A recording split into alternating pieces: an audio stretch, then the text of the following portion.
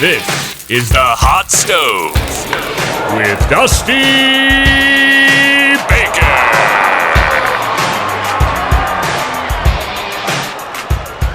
You are watching the Hot Stove Trade Deadline edition. The Philadelphia Phillies are on the outside looking in, not only in the NL East, but also in the NL wildcard. I don't necessarily think that they are going to make the playoffs at this time.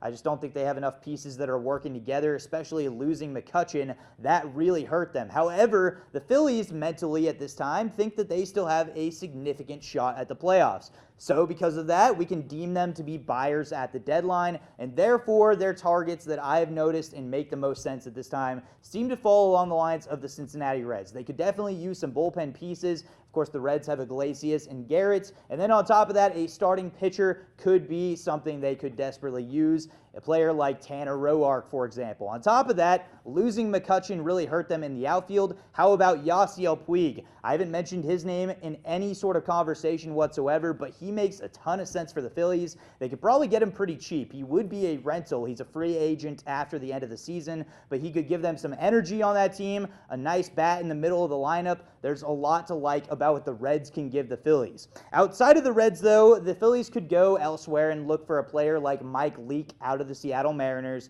On top of that, the Tigers have Shane Green and Matt Boyd. They could definitely help fill that void for the Phillies.